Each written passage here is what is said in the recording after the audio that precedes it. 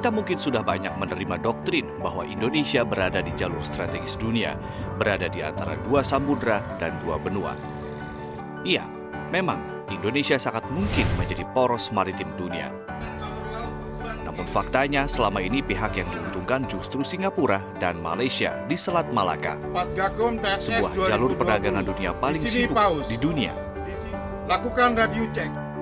Indonesia sendiri memiliki setidaknya 3 jalur utama alur laut strategis yang jika dimanfaatkan dan memiliki keamanan yang dijamin dengan standar internasional, maka berpotensi untuk menjadi primadona jalur transportasi laut untuk perdagangan internasional. 3 jalur itu adalah ALKI 1, 2, dan 3. 2 jalur diantaranya terbilang sibuk, yakni Selat Sunda dan Selat Lombok. Pakar maritim yang sudah malang melintang di dunia kemaritiman menjelaskan potensi dan permasalahan di Selat Sunda dan Selat Lombok ini.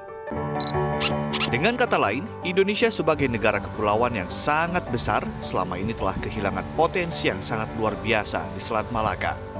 Namun jika mau, Indonesia bisa memanfaatkan Selat Sunda dan Selat Lombok serta mengoptimalkan segala macam potensinya.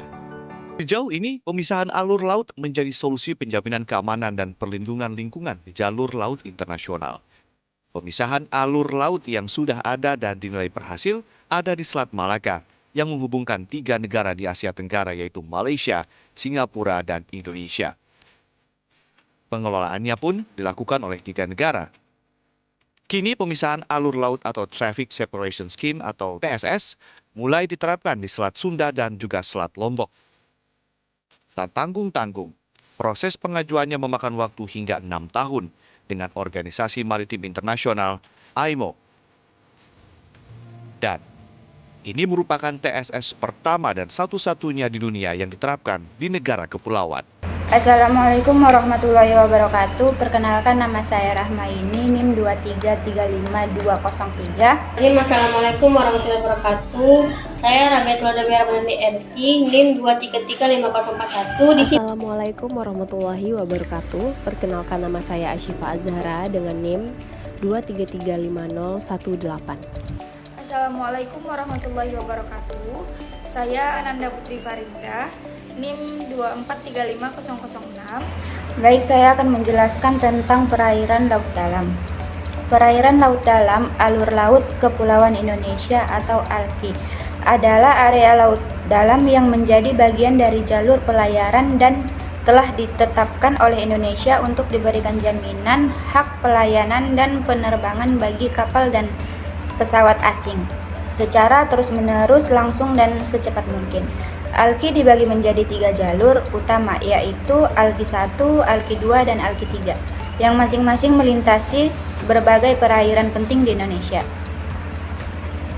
Lebih detail, ALKI 1 melintasi Laut Cina Selatan, Selat Karimata, Laut Jawa, dan Selat Sunda. ALKI 2 melintasi Laut Sulawesi, Selat Makassar, Laut Flores, dan Selat Lombok. ALKI 3 melintasi Samudra Pasifik, Laut Maluku, Laut Seram, dan Laut Banda. Di sini saya akan menjelaskan tentang perairan laut dalam alur kepulauan dalam konteks ALKI.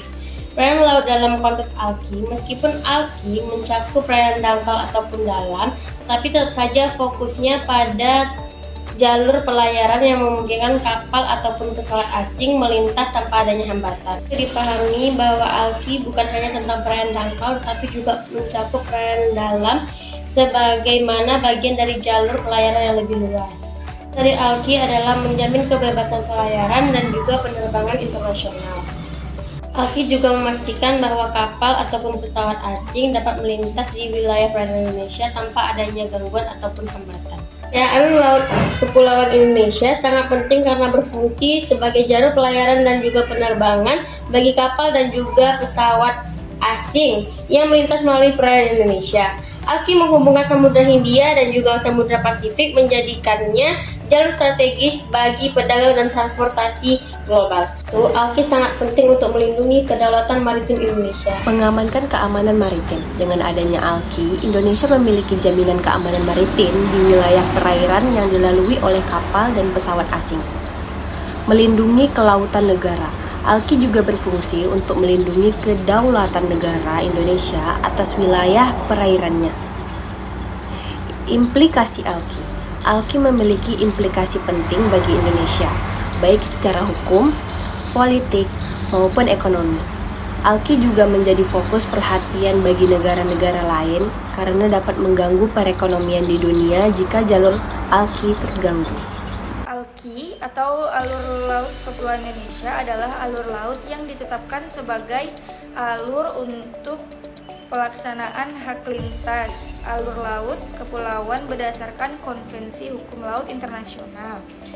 ALKI 1 melintasi Laut Cina Selatan, Selat Karimata, Laut Jawa, Selat Sunda, serta ALKI 2 melintasi Laut Sulawesi, Selat Makassar, Laut Flores, dan Selat Lombok.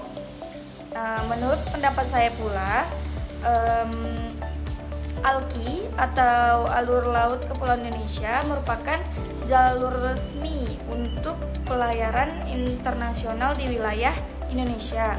Sesuai dengan ketentuan hukum laut internasional, penetapan ALKI 1 dan ALKI 2 menunjukkan komitmen Indonesia terhadap atau dalam menjaga kedaulatan sekaligus mendukung kelancaran lalu lintas maritim global. ALKI itu jalur laut resmi yang ditetapkan Indonesia untuk kapal-kapal asing yang melewati Laut Indonesia.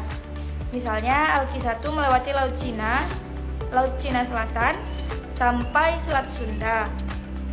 Dan ALKI 2 melewati Laut Sulawesi sampai Selat Lombok. Ini penting supaya lalu lintas tetap lancar, tetapi kedaulatan kita juga tetap terjaga. Indonesia menetapkan ALKI agar kapal asing bisa lewat dengan aturan yang jelas. ALKI 1 dan ALKI 2 adalah contoh jalur yang dilewati banyak kapal. Dengan ALKI, Indonesia bisa tetap membuka jalannya perdagangan dunia tanpa kehilangan kendali atas lautnya sendiri.